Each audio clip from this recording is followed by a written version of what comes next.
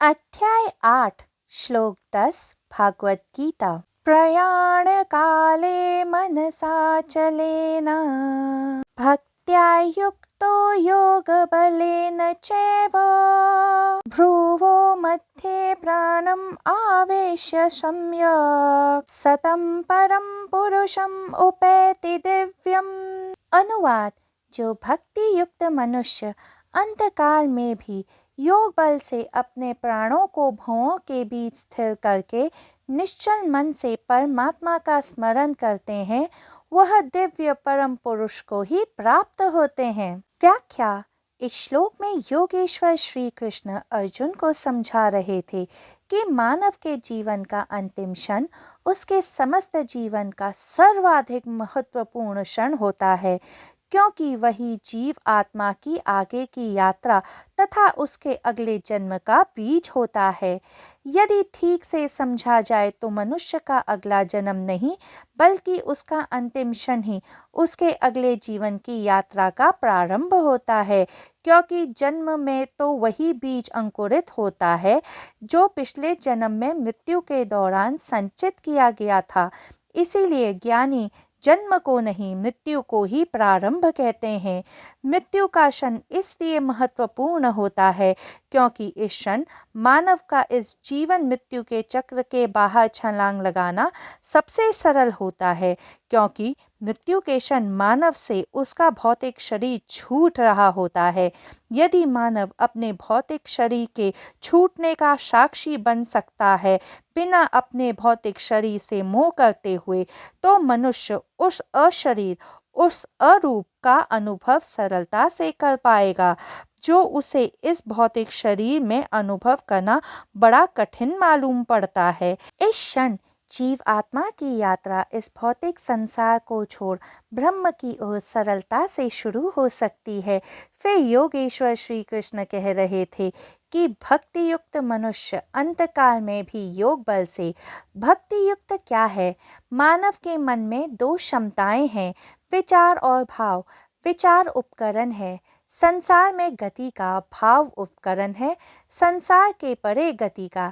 जैसे विचारों के बिना इस भौतिक संसार में जीवन असंभव है, ठीक वैसे ही भाव के बिना परमात्मा की ओर चलना कठिन है। किंतु मानव जीवन का अनुभव तो कई जन्मों का, उन जन्मों में किए गए कई विचारों का अनुभव होता है, और इस अनुभव ने मानव को सिखाया है कि जितना हम विचार करते हैं उतनी ही सफलता मिलती है। यही मानव के अनंत अनंत जीवन का निचोड़ बन जाता है कि बिना विचार किए सफलता मिल ही नहीं सकती है। बिना विचार के उपकरण के मानव भटक जाएगा, असफल हो जाएगा, परंतु परमात्मा की यात्रा में यह सफलता का उपकरण ही हमारी असफलता का कारण बन जाता है, क्योंकि उपकरण भौतिक संसार में उपयोगी साबित होता है, परमात्मा की ओर यात्रा में नहीं। विचार हैं भौतिक संसार में गति का उपकरण, विचार बहिर्मुखी हैं। इसी कारण विचार अंतर यात्रा का मार्ग नहीं है। इसीलिए यदि आपको भीतर के जगत में उतरना हो, परमात्मा की ओर यात्रा करनी हो, तो भाव जो अंतर्मुखी हैं उनका सहारा लेना होगा, और इसी भाव को परमात्मा की ओर प्रवाहित करने का नाम भक्ति है। इसीलिए विचार बाहर के लिए करें और भीतर के लिए विचारों को बाधा न बनने दें, क्योंकि विचार सदा से भाव में बाधा डालते हैं। सबसे प्रथम भक्ति युक्त होने के लिए साधक को विचारों को भीतर के मार्ग में बाधा बनने से रोकना होगा। इस श्लोक में योगेश्वर श्री कृष्ण अर्जुन को जीवन मृत्यु के चक्र से परे जाने का तंत्र, तकनीक बता रहे हैं। वे कह रहे थे कि यदि कोई साधक अपने दो भवों के बीच अर्थात अपने आज्ञा चक्र थर्ड आई पर विचार रहित भावपूर्वक अपने अंत समय में परमात्मा को स्मरण करते हुए ध्यान केंद्रित करता है, वह परमात्मा को प्राप्त होता है। तो साधक का तीसरा नेत्र द्वार है जीवन मृत्यु के चक्र से छूट जाने का। परंतु ध्यान रहे, विचार का जरा सा भी कंपन, जरा सी भी तरंग, जरा सी भी लहर त्रिनेत्र आज्ञा चक्र से साधक का ध्यान हटा सकती है।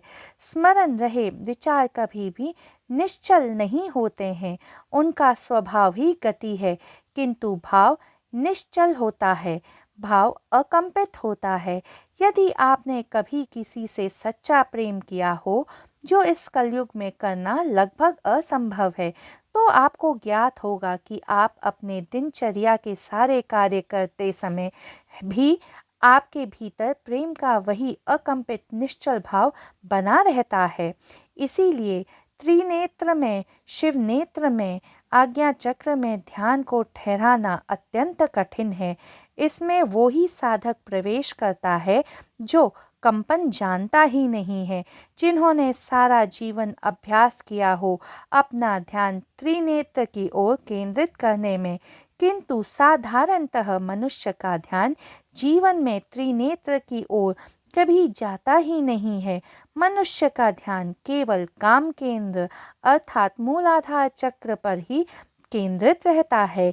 यदि कोई खाली बैठा हो तो उसका ध्यान, उसके विचार काम वासना की ओर ही जाते हैं, इसलिए उसकी जीवन की समस्त ऊर्जाएं मूलाधार की ओर ही दौड़ती हैं, जो त्रिनेत्र से बिल्कुल उल्टी ओर है। तो जो मार्ग मनुष्य ने जीवन भर बनाया है, अंतिम समय में उसे छोड़ देना और दूसरी ओर जाना कठिन होगा। फिर योगेश्वर श्री कृष्ण कह रहे थे कि त्रिनेत्र में ध्यान स्थित करने के लिए योग बल आवश्यक है, और हे अर्जुन, जो अंत समय में योग बल से प्रकृति के मध्य में प्राणों को अच्छी तरह स्थापित करके फिर अकंपित मन से परमात्मा का स्मरण करते हैं, वे दिव्य स्वरूप परम पुरुष परमात्मा को प्राप्त होते हैं।